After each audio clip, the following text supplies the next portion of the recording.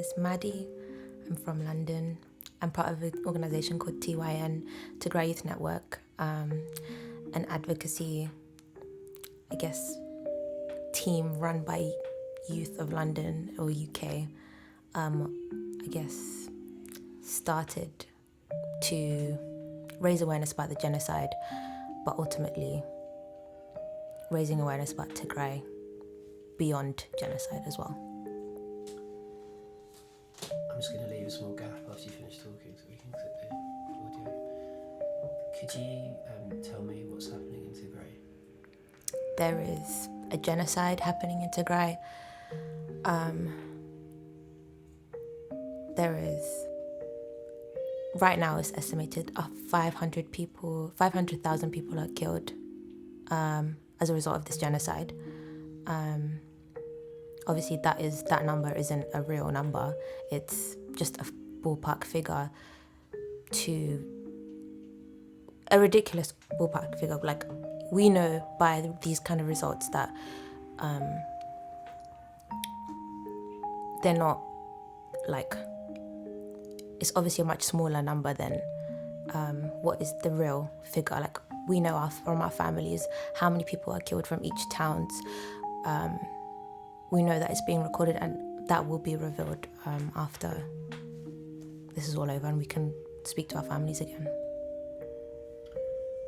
How does the situation make you feel personally?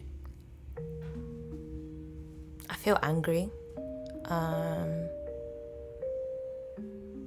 Some days I feel numb, but it's like sort of that feeling that humanity doesn't really exist, kind of. It's like people are just out here living their lives just for themselves, which is great, good for them, but it's like you end up, like, genocides in a normal society or in a normal world, in a normal 21st century, whatever you want to call it, the genocide shouldn't happen. It shouldn't get to genocide before people kind of act. Or, like, if a genocide doesn't wake you up, then what are we? Do you know what I mean? But yeah, I just feel angry. What's your message to the world in terms of political institutions, media institutions, as to why they've largely ignored this genocide?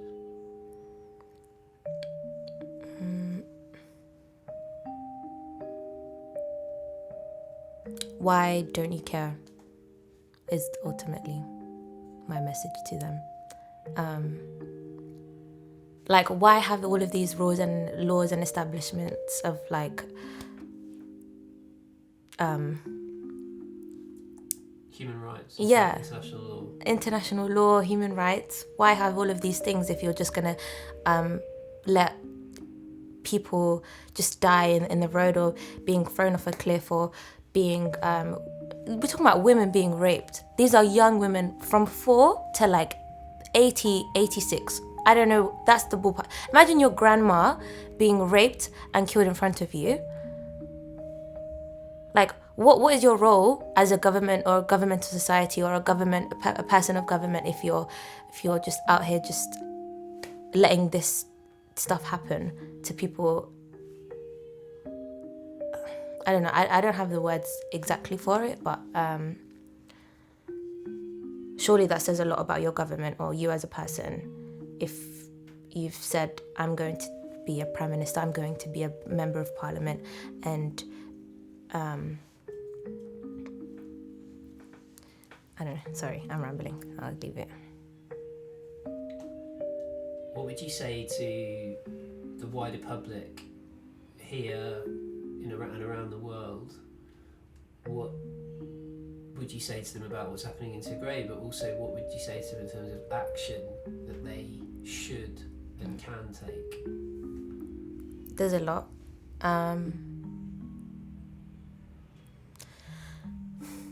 If you can live with yourself a normal human being. You're not a MP. You're just a normal member of society. If you can live with yourself and be comfortable in the secure life and happy life that you live in your little bubble, and just watch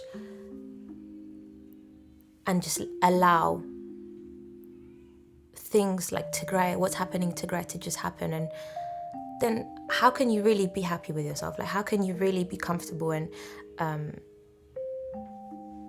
okay with that? I find it difficult to believe that I don't know. I just feel like I'm just angry. Who raised you, honestly?